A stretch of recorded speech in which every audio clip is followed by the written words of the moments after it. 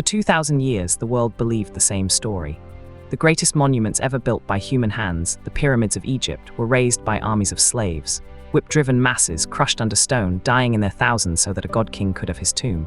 It is the image burned into us by ancient writers and Hollywood epics alike. There is just one problem. It is almost certainly false.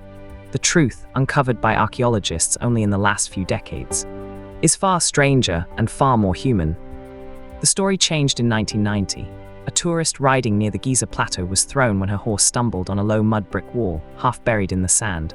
Archaeologists came to investigate. What they found in the shadow of the Great Pyramids would rewrite history, a sprawling cemetery, and beside it an entire lost city. These were not the tombs of kings or nobles. They were the graves and the homes of the people who actually built the pyramids. The bodies told a clear story. These were not foreign slaves, worked to death and discarded. They were Egyptians. They were buried with care in proper tombs with offerings of bread and beer for the afterlife, the same beliefs the pharaoh himself held. Slaves are not buried in honored tombs within sight of the king's own pyramid. These were respected workers, and the inscriptions they left behind revealed something extraordinary about how they saw themselves. Far from starving, the builders were fed like a nation at war. Records and the ruins of the workers' city show enormous bakeries and breweries running day and night. Archaeologists found the bones of thousands of cattle, sheep, and goats. The state was feeding its workforce prime cuts of meat, bread, and beer every single day. To eat meat regularly in the ancient world was a mark of status. These men were not the lowest of society. They were valued. And they were paid in the richest currency of the age: food, shelter, and pride. They were organized with stunning sophistication. The workforce was split into gangs of around 2,000, then into smaller crews, and the crews gave themselves names. Graffiti found deep inside the monument's record teams calling themselves the Friends of Khufu or the Drunkards of Menkora. These were proud teams, competing with one another, leaving their names on the stones like signatures. This is not the mark of broken slaves. It is the swagger of skilled crews who knew they were building something eternal. The scale of what they achieved is almost impossible to grasp.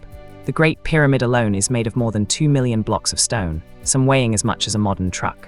They were quarried, dragged, and lifted into place with nothing but copper tools, ropes, wooden sledges, and human ingenuity.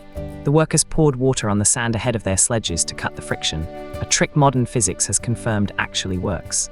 Every block was placed with an accuracy that still stuns engineers today. So how many people did it take? Not the 100,000 slaves the ancient historian Herodotus claimed.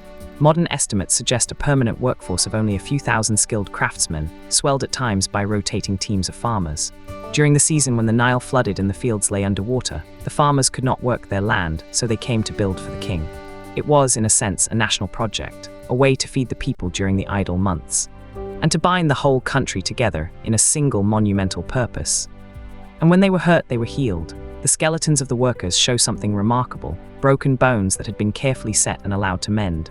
Some show signs of complex surgery, even amputations that the patient survived. There were doctors on site, tending to the injured. A society that throws away slaves does not set their broken legs and nurse them back to health. The builders of the pyramids were looked after because they mattered. Perhaps the most powerful proof is where they were laid to rest. The workers were buried in tombs of mud, brick, and stone, arranged in the very shadow of the pyramids they had built. To be buried for eternity beside the monument to your king was an extraordinary honor. They wanted to be there. They were proud of what they had made. In death, they chose to stay beside the greatest achievement of their lives forever. So where did the myth of the slaves come from? Partly from the Greek historian Herodotus, who visited Egypt more than 2,000 years after the pyramids were built, and wrote down the tall tales he was told. Partly from the Bible's story of Hebrew bondage, which later generations wrongly tied to the pyramids. And partly from Hollywood, which found whips and suffering more dramatic than payroll and pride. A lie, repeated for long enough, becomes the truth in everyone's mind. And the real story is better than the myth. The pyramids were not monuments to cruelty. They were monuments to organization, to skill, and to a people who came together to build something that would outlast empires. The men who raised them were not nameless slaves. They were bakers and masons, farmers and doctors, proud teams who signed their work and slept beside it for eternity. The next time you see those vast stones against the sky, remember the human hands that placed them, and the truth they left buried at their feet. For more history that overturns what you thought you knew, subscribe and stay with Henry Vale.